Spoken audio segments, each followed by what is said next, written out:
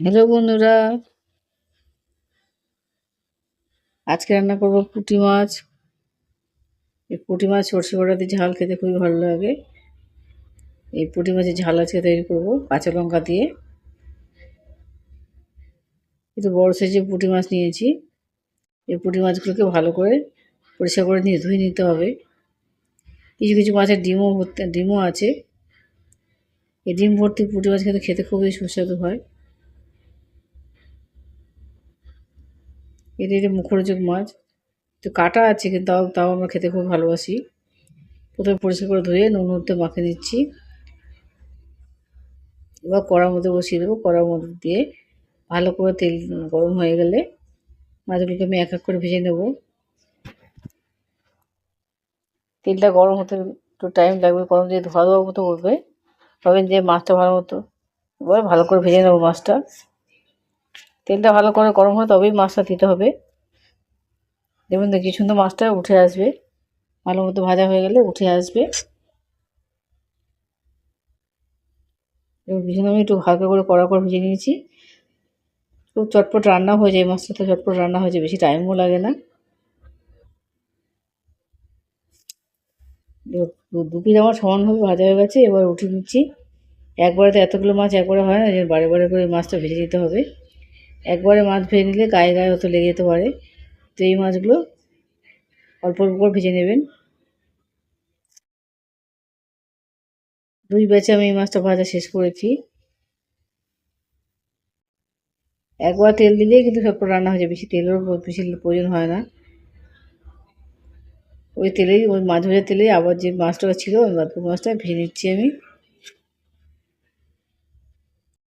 আমি মিক্সিতে মশলা পেস্ট বানিয়ে নেবো এই মাছের জন্য।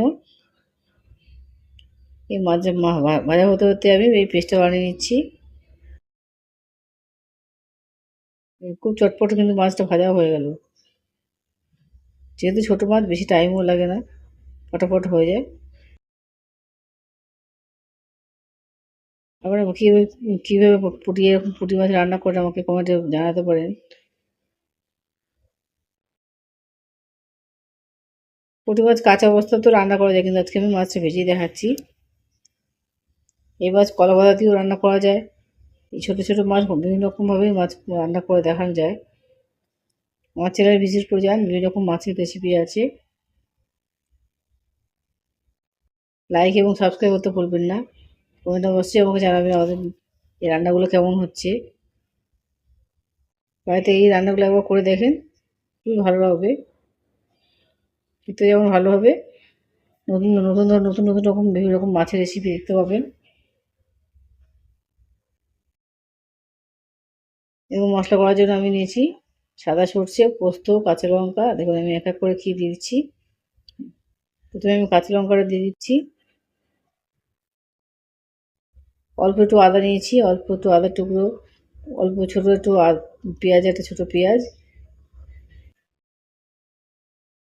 কিছুটা পোস্ত নিয়েছি, কিছুটা সাদা সর্ষে নিয়েছি। আপনি যদি সাদা সর্ষে না দেন লাল সর্ষে দিয়েও রান্না করতে পারেন। আমি সাদা সর্ষেটা দিয়ে রান্না করছি। পোস্ত দিয়েছি এর মধ্যে, দুটো একসঙ্গে মিশিয়ে দিলে খেতে স্বাদ হয়। সামান্য পরিমাণ নুন দিয়ে দিলাম, যাতে তিতোটা না আসে, তিতো ভাবটা না আসে।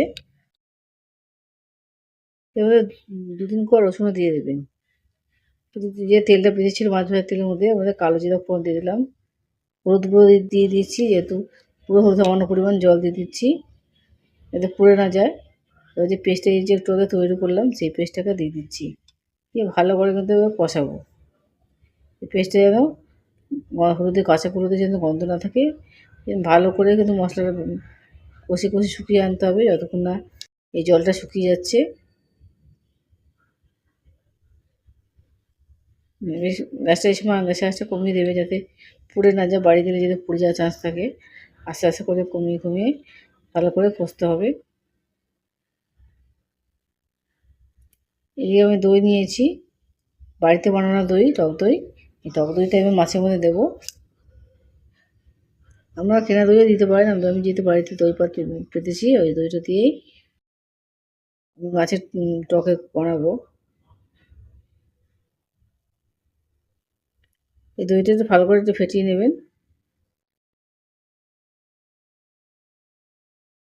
এই মশলা যে করছিলাম আমি, এই মশলাটার মধ্যে আমি মশলা ধোয়ার জলটা দিয়ে দিলাম।